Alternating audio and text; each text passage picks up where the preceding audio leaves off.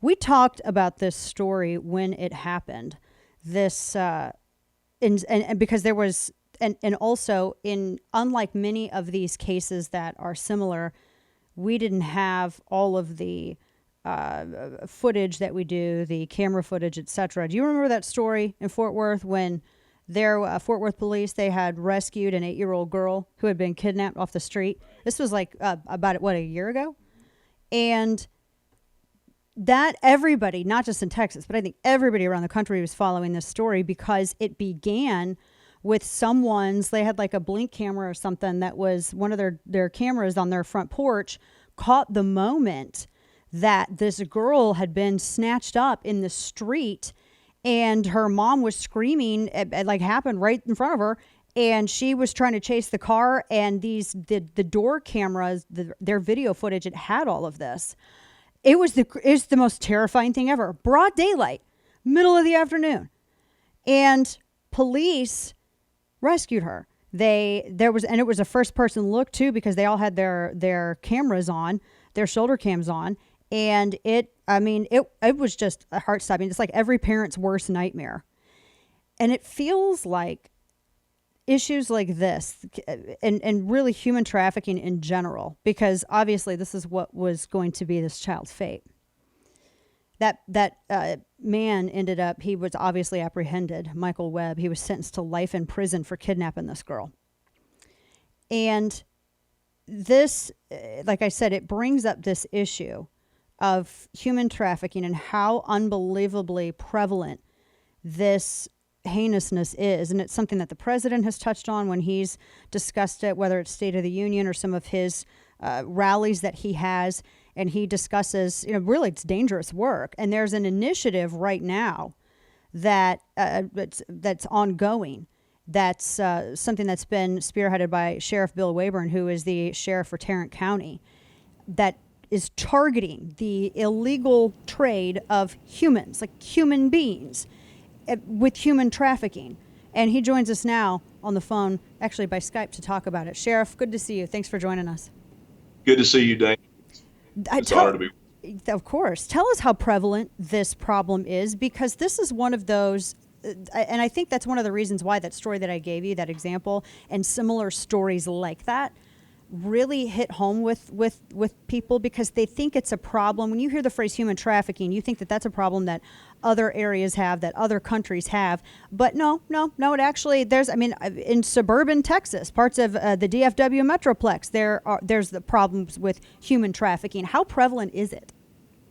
Well, it's a lot more prevalent. There's one study that shows there's 300,000 people in Texas that are being trafficked. And out of that, about 79,000 are children. And a lot of it is for sex trafficking, and some of it is for labor trafficking. We've rescued people out of both. And, we're finding the average age of our sex traffickers started about 14. And often these people come from our forgotten children. A lot of people do think they're from exotic countries and away from us. No, it's right here. It's 95% domestic. Wow. And we were finding these kids and these adults in human trafficking. And we stood up a unit in 2017, right after I got in office. It's been tremendously successful, with probably now close to over right at 200 arrests and probably some 100 rescues. That's unbelievable. So it's here. Yeah, it is. It is here. And it's terrifying to think that, as you're going about your day, you're driving to work, you're going to the grocery store, you're going to the park with your family, maybe going to watch a kid play football or something, that here in the area that in which you live, everybody's nice, picture perfect suburbia, wherever they are, that you have such this infestation of the heinousness that is human trafficking. As I understand it, there was a recent big bust where 41 other suspects were arrested. I have to say, I like your quote here, Sheriff, because you say that there's criminals in our state and country, and we're going to go after them with the gust of a hound dog. I like that quote. Well, thank you. And we are going after them with the gust of a hound dog. And we did arrest 41 in our latest predator sting. And out of that 41, several of them were children predators. And I believe that 3 of them were illegal aliens from out of the country. So it's a mixed bag. And these people come from all walks of life when we talk about predators. The problem is the demand is here also. Oh my gosh, and that's the real big problem. It's one thing to say we're going to go after the people who are really kidnapping or forcing these individuals to do this awfulness against their will, and so often it's children. It is another thing to combat the thing that's fueling this. I don't want to call it a business, but this awful dark market trafficking. How first off, how is that? How does that? How do you even begin to combat something like that? Well, is that our agents or undercover officers, they go where they go. They dive in where these people typically, where we discover where they're going. And we use all of our federal partners and local partners, along with some uh, uh, nonprofits that help us out. Right. And so we use all of those, and all of those are source. Texas right now is the second largest tip state, meaning that we get more tips. We're only number two behind California right now. Wow, So that's it's a lot good. here. That's good that people are looking out. They're keeping their eyes open, and because so many. I mean, there's, I keep going back to that one case because there was that footage, and we could put a face and we could put the mother's cries with this story, which you normally can't do. And I think that's why it seems like it is so far away, because read ages, and everyone thinks that. I mean, it's awful. But then when you see that video footage that we saw, like in Fort Worth, in that particular case, that really, it makes it incredibly personal, even if it's not your child, because parents see their child in everybody.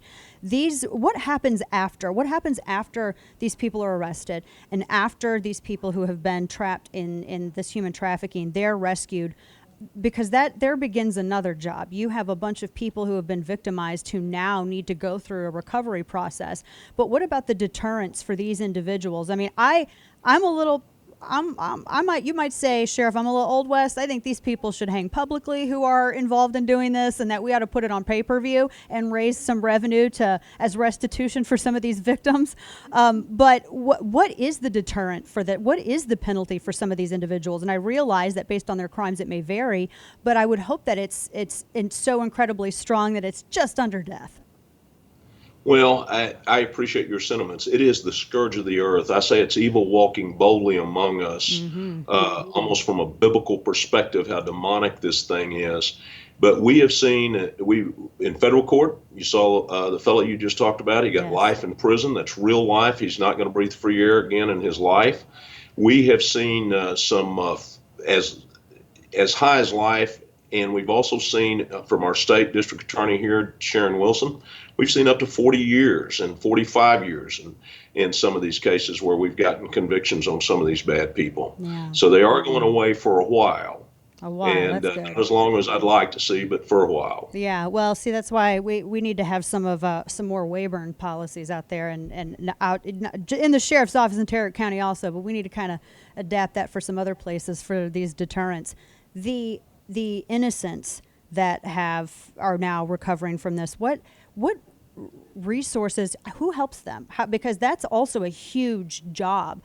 Tell me a little bit about that, because for a lot of people, the story kind of ends when the bad guy is arrested.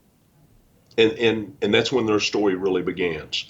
Is that we are in partnership with some of these nonprofits, including Unbound and Valiant Heart and Traffic 911. And all church homes here in Tarrant County. And they have taken in both children and adults. And what they do is they give them security. That's the first thing. Give them some security, a place to be, a place to begin restoration. And they've had some good luck with it, where we have a group now of women that are out of that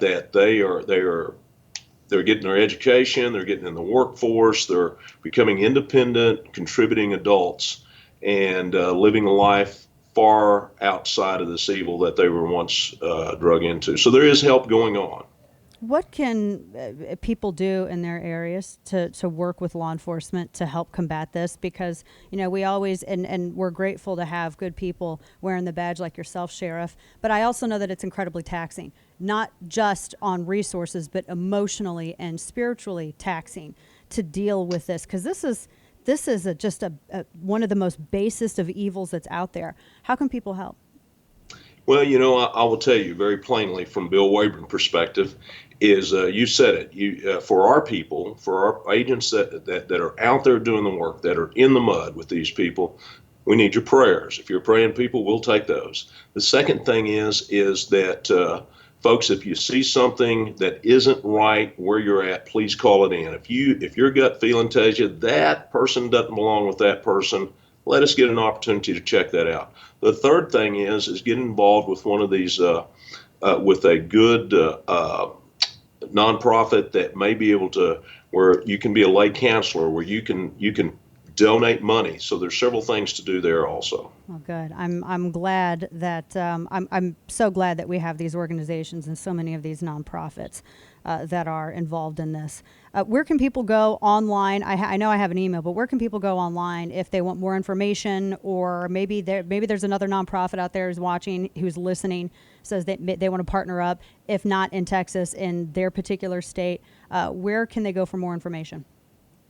Well, they can go to our Texas Attorney General's website. Ken Paxton is a great partner, and they have a great website on this, and they have training on there for what to watch for. That's really And good. and we also you can contact us, and we'll try to connect you. Before I let you go, you meant that was something very important that you just mentioned, training on what to watch for. What's the big thing to watch for? The thing that I think you're going to see that the biggest thing is that a mom like yourself, you've got those mom eyes, and you see something that doesn't look right. A young lady that's out of place with somebody, that is going to be the first thing that you see. Is follow your gut instinct in that, and everything will be just fine. It'll be okay. There you go. That mama instinct. I'm telling you something. There's a reason why we got it.